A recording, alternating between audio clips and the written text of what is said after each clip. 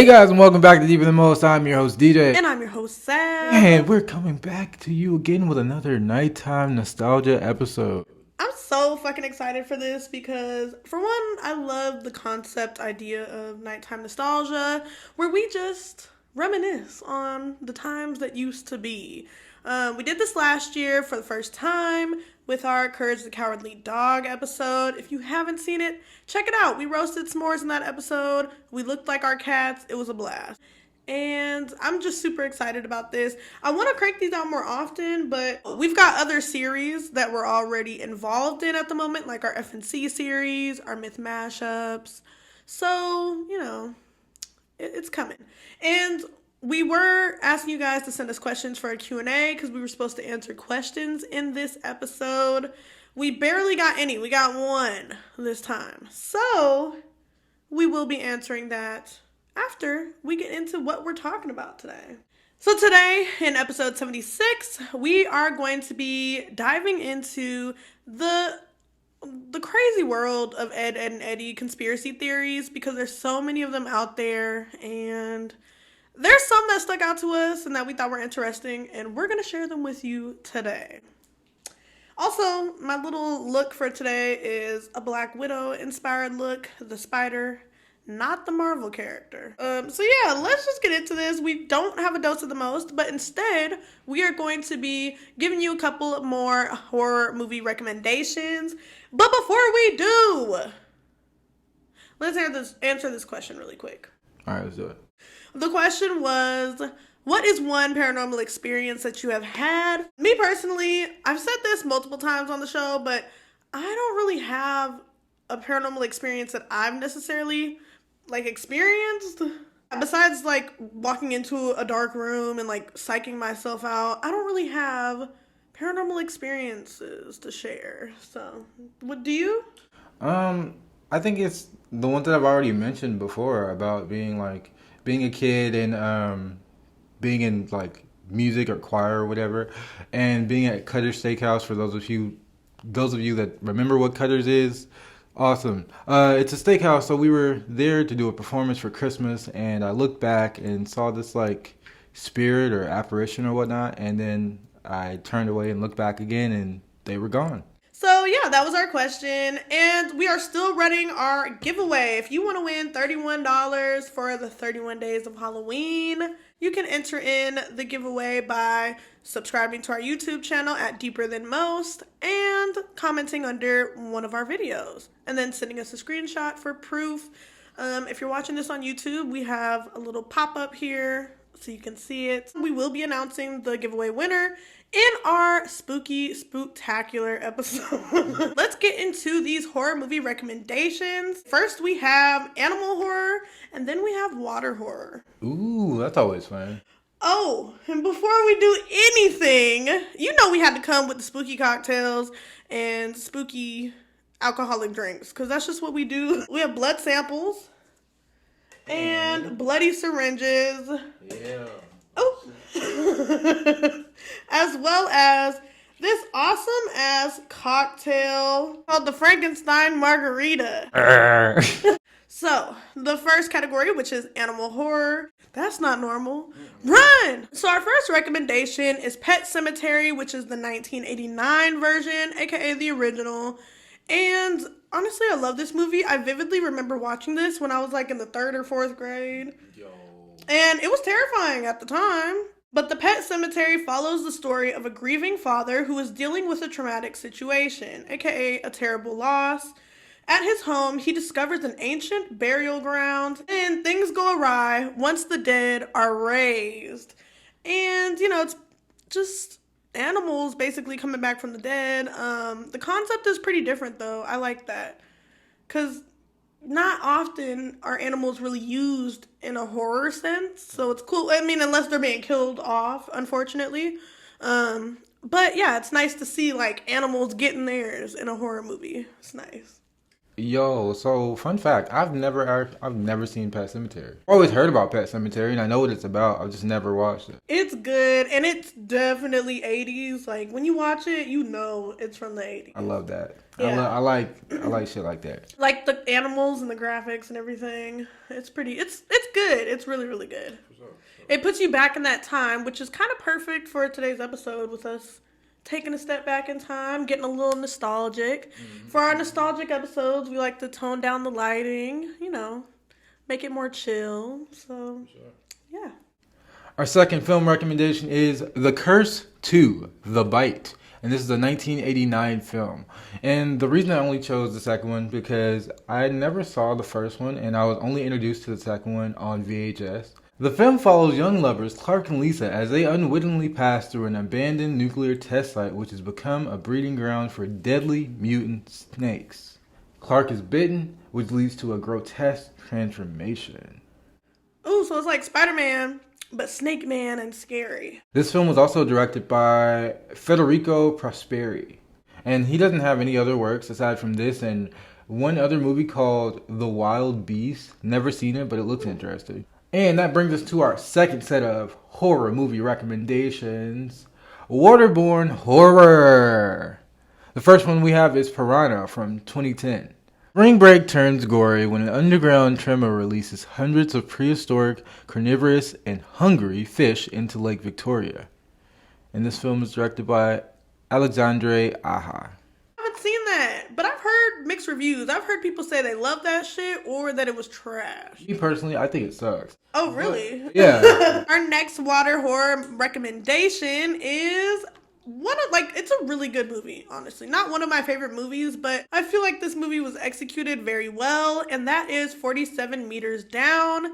And this movie is from 2017, so not too old, but definitely not new. Two sisters vacationing in Mexico are trapped in a shark cage at the bottom of the ocean. With less than an hour of oxygen left and great white sharks circling nearby, they must fight to survive. I'd be terrified. So that was our horror movie recommendations, water horror and animal horror. Honestly, we don't see enough of those. At all. So guys, not only did we have those awesome movie recommendations for you, we also have 3 cool Halloween quizzes that we're going to do. And honestly, we love quizzes on this show. So the first one we're going to do is watched it or skipped it. And this one is, are you a millennial, a Gen Z, or a cusper? So the first one is Scream. Have you watched it or skipped it? Watched it. Watched it for sure. The second one is Scary Stories to Tell in the Dark. Watched it. The next one is Halloween Town. Definitely watched it. Yup. And the next one is Liar Liar Vampire. I've never seen that. Same. Ooh, one of my favorite movies, The Nightmare Before Christmas. Watched it. Definitely. Hocus Pocus. Watched, of course. Never seen it. I've definitely watched. Goosebumps. It's got a picture of the new one, but I've watched the original, so I'm going to put watched it anyway. Right. The Haunted Mansion. I actually love that movie. It's a great movie. I've watched it. Halloween, the first one, 1978. I think I've seen the first Halloween. Yeah, I've watched it. But I'm not too sure, so I'm going to put skip. Okay. The next one is Hotel Transylvania, and I ain't never seen it. Same. I've always heard about the characters, but I've never watched it. Next one is Double Double Toil and Trouble, and I have seen that because that's the Olsen twins. Yeah, I've seen that actually. Yeah. The next one is My Babysitter's a Vampire. So I've actually seen this when it was a show on Disney Channel, and then I don't know if they ended up making it into a movie, which they shouldn't have done. Right. Next one is Ghostbusters. Who you gonna call? 1984. I think I have seen the original, but it was a long time ago. The next one is Halloween Town High. Ooh, this is a favorite. Monster House, of course. I love that movie. Invisible Sister. I've never seen that. Never heard of it. Yeah. The Witches, 1990. I don't know. It sounds familiar, but I'm going to skip it because I don't know if I've seen it. Same. Scooby-Doo. With the hot Velma guy. Yes, the hot Velma. I have seen that one. I feel like everybody has. The next one is Fun Size, and I ain't never seen this shit. Is that Victoria Justice? I don't think I've seen that either. Yeah, it is. Okay. Girl versus Monster, never seen it. The next one, Casper. Another great movie. Coraline, not Caroline, Coraline. Man, so we all liked Sister, but did we watch Twitches? Hell yeah, I fucking love Twitches. Oh my god. That was my shit. Next one, Truth or Dare. I don't think I've seen that. I don't even know what year that one is because there's like I think a couple of these. But yeah, I'm gonna just skip. So mine says I'm a cusper. You're definitely a cusper. You enjoy the newer Halloween content, but your heart really belongs to the stuff you watched as a kid or you saw your older siblings enjoy. Fun fact, I'm the oldest sibling. You mostly just live for Halloween Town. Unpopular opinion. I ain't really like Halloween Town that much. I definitely watched it just because it was a Disney movie, and I love Disney movies. I love DComs. So I watched all of them because of that simple fact, but I didn't really like it that much. So mine says, you are a millennial. The nostalgia of watching a 90s Disney Channel Halloween movie. Is there honestly anything better? Hell no, there's nothing better. Yeah, I can agree. There ain't shit better because that shit's great. It's amazing. Our next quiz, answer some questions to see which horror movie villain matches your personality. Choose a pumpkin. So there's one that has green fog coming out of it. There's one with white fog coming out of it. There's one on somebody's, or like a scarecrow pumpkin head. There's just a white child holding. There's a white child holding a painted pumpkin. There's a big smile, creepy looking pumpkin, and there's this terrifying pumpkin. I'm gonna go with the scary one. I'm gonna go with the one that looks like a scarecrow with a purple background or whatever. It says choose a Halloween image. So you got two pumpkins, both with like little smiles. One has an evil smile and a grin on it with a little candle inside. You have a invisible woman or a man over there, and then you have some bone daddies. Bone daddy. You got another smoky head pumpkin on somebody's shoulder, and then you have Dia de los Muertos skull on like some books and then the last image is like a creepy forest. I'm going with the bone daddies. Yeah, I'm gonna go with the bone daddies too. What are you most scared of? Needles, the dark, clowns, spiders, water, or nightmares? The dark, for sure. I'm gonna say water on this one. Yeah, I'm gonna go with water on that one. Choose a treat. So you got some crusty ass brownies. You got some brownies. You got sweet potato pie, motherfucking gummy worms. You got chocolate bits and motherfucking cup. I'm going with the chocolate bits. I'm gonna go with the chocolate bits. Lastly, how would your friends describe you? Intense, honest, smart, quiet, creative, or funny? I'm gonna go with creative. I'm a funny motherfucker sometimes, dude. I'm Pennywise from It.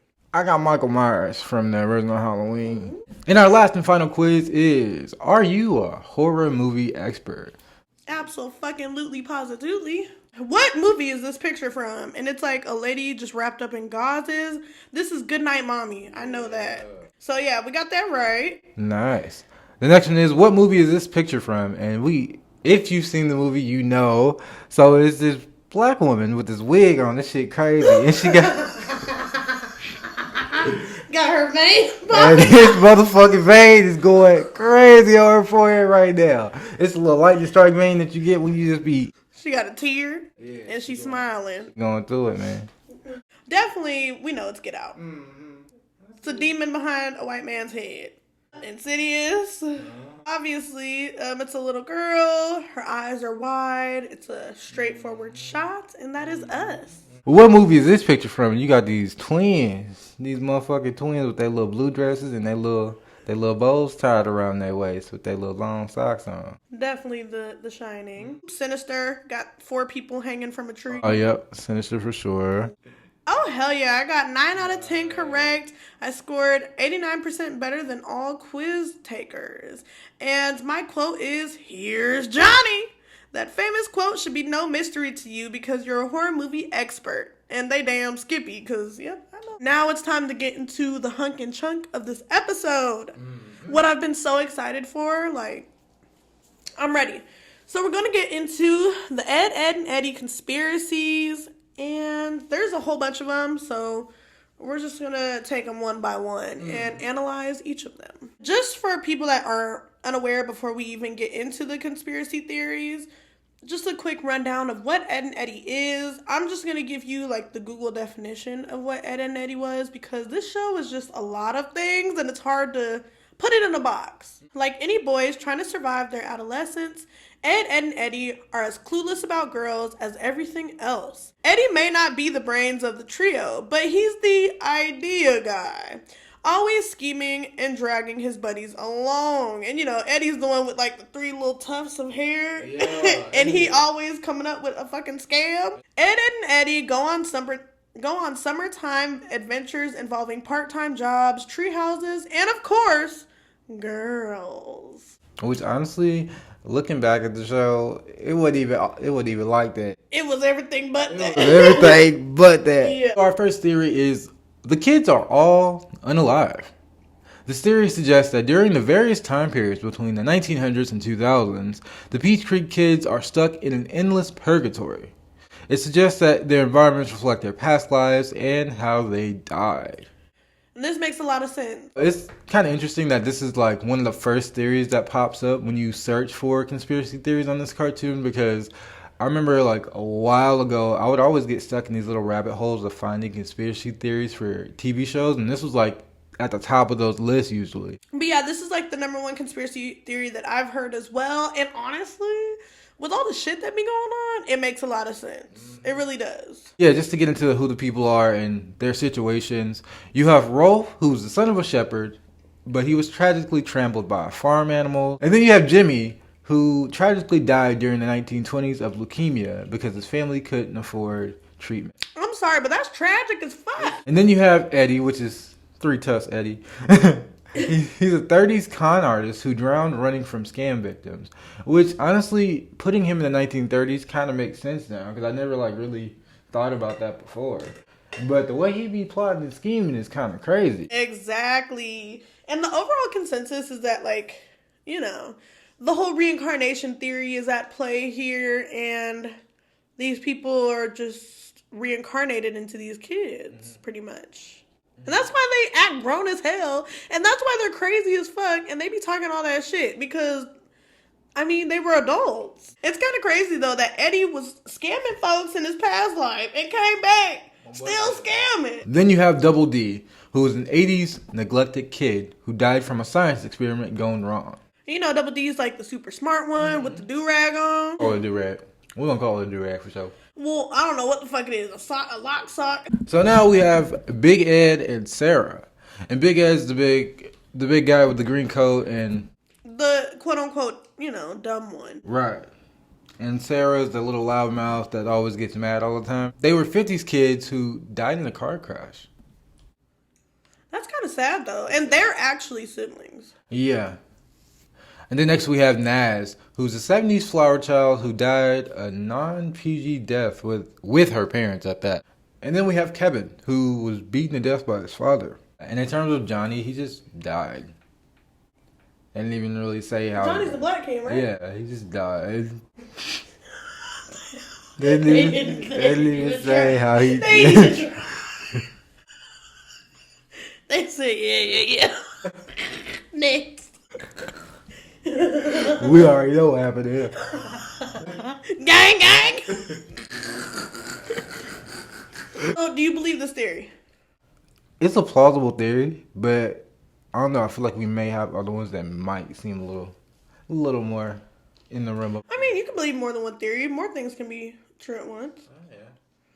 I believe this theory. It makes a lot of sense, especially given the type of death that each of the children endured, in their past life.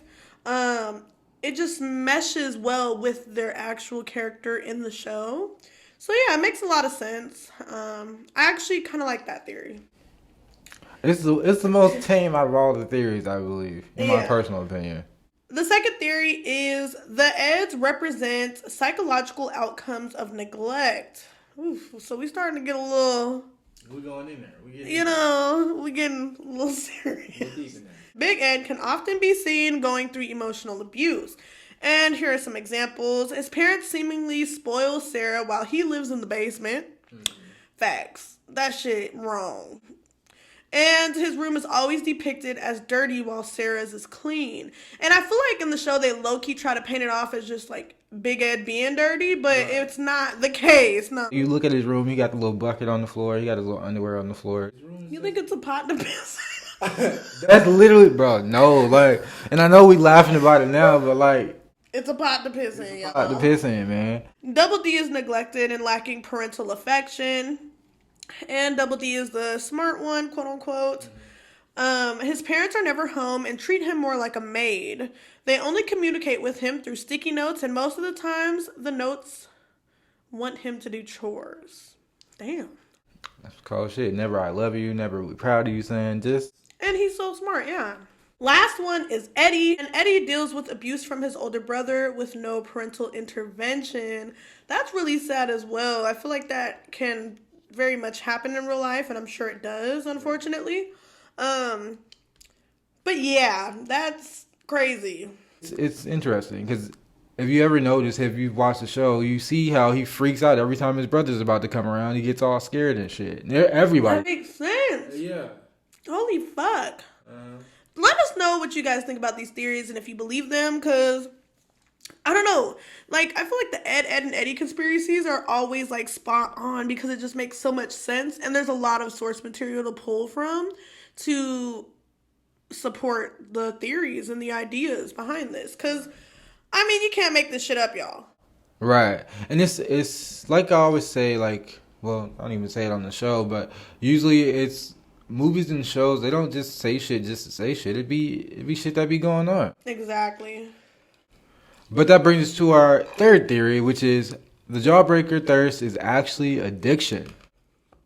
That makes a lot of sense too, because them motherfuckers, they be going crazy for some jawbreakers. Jawbreakers are a hot commodity in Peach Creek, but why?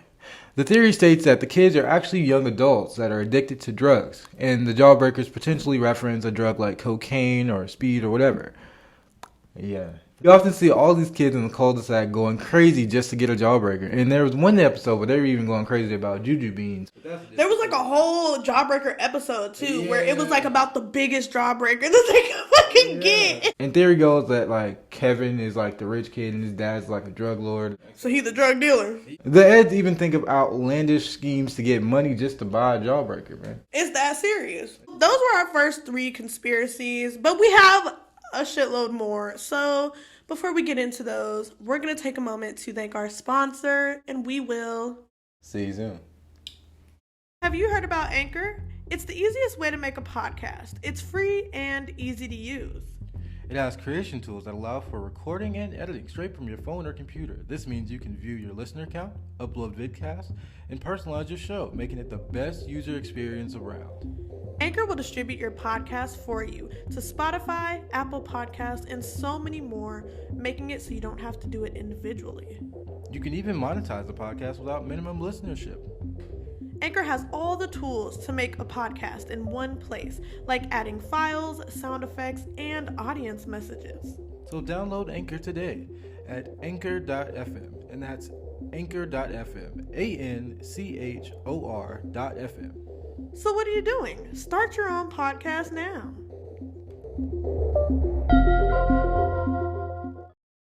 And we're back. Our fourth theory is that each Peach Creek kid is one of the 7 deadly sins. Honestly, I haven't seen this theory, so I'm intrigued. I was intrigued really? when I saw it, so I've never actually seen this theory. Although it makes sense. So this theory states that each of the kids and the entire cul-de-sac embody the 7 deadly sins as follows. So Eddie, we already know who Eddie is. He represents greed, which is why he's always scheming for money. It makes sense. It just does. Big Ed represents the sloth, who is lazy in nature. That's why his room always looks a mess. That's why he's always just like, just there. He's just there. Johnny. Who's Johnny again? A black kid. Oh, yeah. Actually sad as fuck. That nigga gotta represent Johnny's supposed to represent envy. Which is why he's jealous of others having real friends, because he's the only black kid in the cul-de-sac. Nigga friends with a piece of wood, nigga. No niggas in the cul-de-sac. We're off the closest thing. We're off the closest thing to a nigga in that cul-de-sac, and they ain't even homeboys. But you gotta give him that though. That nigga creative. He made his own friend. Fucking talking about. Next is Kevin, who represents pride. He's boastful and flashy in nature. Facts. Fuck Kevin. Yeah, he an asshole. With that little backward ass hat. That shit tight. So next is Sarah. She represents wrath, and that's why she's always like a bitch. That's why she's a hothead. Like, she's just mean for no reason. She's a bully. Then there's Rolf, and he represents gluttony. And this is shown through his love of meat and his little locker stash that he has. Next is the entire cul-de-sac, which represents lust. You want to know why? Because everybody be lusting after Nas fine ass. Which she's not even that cute, but, you know, to the cul-de-sac, everybody want her. You thought I was feeling you? But yeah, those are the 7 deadly sins and much. That brings us to our next theory, which is theory number 5. The entire series takes place over the course of 1 year.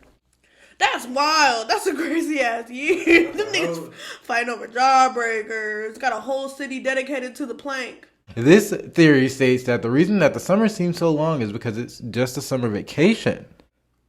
Summer vacation used to feel long as a kid. This theory says that all the episodes seen happen over the course of the same summer. The episodes where they are in school and the holiday episodes all happen the next year after. Also, the Big Picture movie is said to take place the following summer, so the summer after that school year. What, the Ed, Edd Eddy movie? Theory number 6. Plank isn't just wood. He's a chaotic entity. Johnny's 2x4 imaginary friend has a very suspicious... What? Why the black friend gotta have the bullshit? I don't know. That nigga ain't even got a backstory. So let's just let's just be happy that he was there. Fuck all of that. Hey, Danny Antonucci. Why, bro? Why y'all ain't give Johnny a backstory? Why he got this? But alright. Maybe it's for the black audience to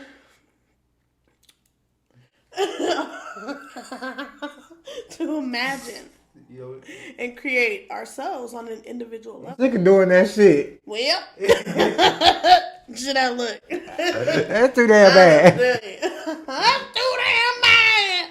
So yeah, Johnny's 2x4 imaginary friend has a very suspicious sentience. The theory states that Plank is a supernatural entity. Damn, I'm being like very perplexing. Like that nigga off of That's So Raven. That's so Raven. It's the future I can see. That's so Raven. It's so mysterious to me. Bro, we be lit on this podcast, bro. So, he isn't necessarily evil, but he certainly stirs the pot throughout the cul-de-sac on a daily basis, because that nigga messy. He even uses his deviant humor to cause fun chaos. Yeah, shit be crazy up in that cul-de-sac, and most of the time it was because of Plank's evil ass. And he ain't even have to say shit. And he wasn't even real, and he was the only real friend on that show. Johnny had it made, he just didn't know it. Exactly. That brings us to theory number 7. Big Ed was a K&D experiment, and by K&D I mean codename Kids Next Door. The theory states that K&D needed an operative who could tank through opponents and threats, so they chose Ed. Ed with 1D, Big Ed. Yes, Big Ed. Which, honestly, I don't know how the fuck they would have crossed. I don't believe this one. The problem came when Big Ed became more of a monstrous goon, so they kicked him out to the cul-de-sac. So theory number 8 is Eddie's brother and Big Ed's mom hooked up. This theory explores the fact that although Big Ed and Sarah are brother and sister, they look nothing alike. And this is so fucking true. Them niggas, they do not look alike at all. She seems to have more in common with Eddie, which is, you know, the scammer. They have the same thin lips, same overbite, slouchy posture, and snappy tendencies. Very true, very true. It states that Eddie's brother and Sarah's mom had an affair. I believe this one. Because, yeah, it is a little suspicious. Yeah. And, like, where the fuck does Big Ed play? You know, like, what role does he play in this? Our next theory is... Theory number 9. The Canker sisters are demons who love causing havoc. This theory states that the Kanker sisters are obviously very different from the cul-de-sac kids. They're very rude, crude, and over attracted to the Eds because they're actually demons sent from hell. So you have Lee, who is the oldest and the most aggressive. Leah's the redhead with the curly hair. And she's the oldest and the most aggressive.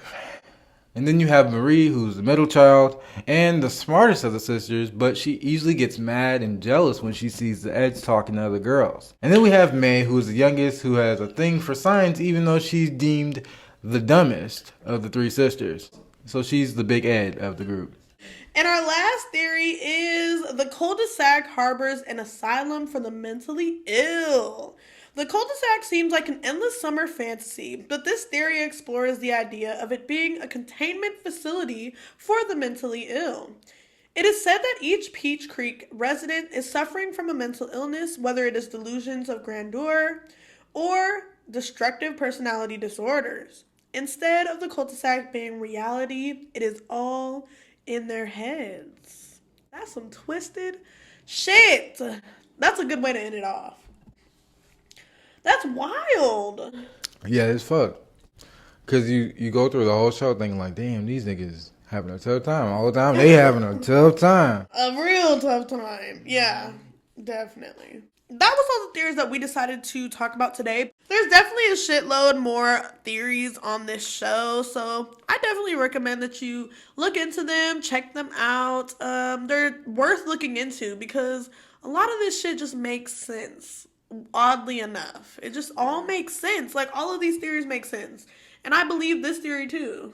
Oh, hell yeah. Definitely makes sense. Shout out to Johnny, though. He held it down for the black people. But why he had to be light-skinned? Like, they didn't know how to draw a black character in there. We're going to creep into this wind down, these kind words, and how you can support the show. Well, for this time around, we have 3 wind downs. And the first one reads, which of these theories do you believe?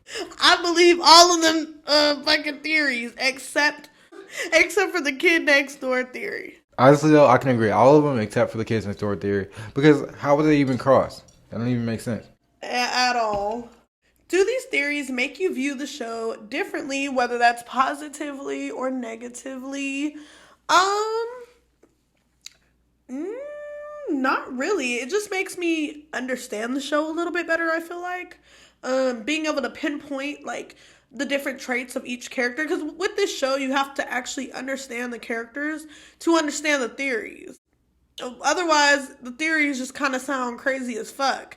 But the theories going along with who these like kids were and the area and just the circumstances that they were under, it all makes sense. Definitely no. It doesn't really make me view the show differently, but I would look at it. I would watch the show again in a more critical mindset because I want to like analyze it at that point. I want to see like if this theory holds weight or if this theory holds weight. Which honestly, after reading like the first theory where they're like they're all dead, that I would definitely look at it from that standpoint. And even with them all being mental, I would probably look at it from that standpoint. So not necessarily a positive or a negative influence, but definitely a more critical viewing.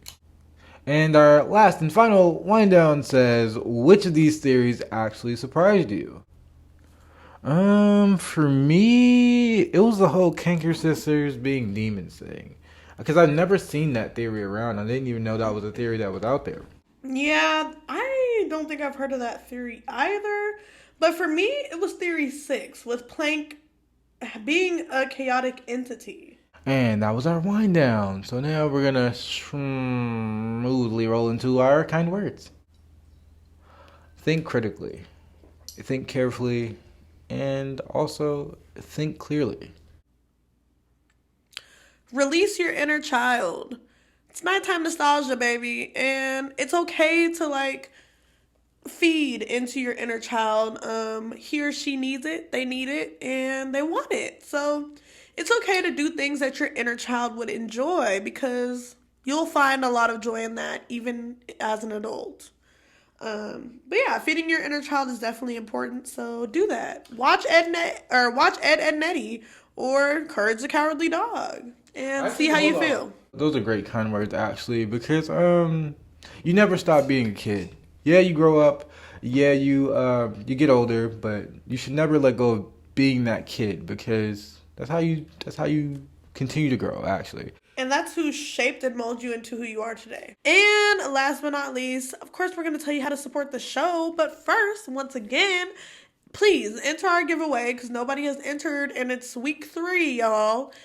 We're going to announce the winner next week. But if there's no winner, then there's no money being given out. And that's $31 that somebody could have besides us. Once again, to enter our giveaway, all you have to do is subscribe to Deeper Than Most on YouTube, comment under one of our videos, and send us a screenshot for proof. Exactly. Which, with that being said, that means you can support us that way as well. Like, comment, share, and subscribe on YouTube. Also, check us out on our Facebook group, which is always too long for us to say, so we're gonna have it here. And if you're feeling generous, please follow us and leave some comments on our Instagram at Deeper Than Most PC, and PC stands for podcast. Hell yeah.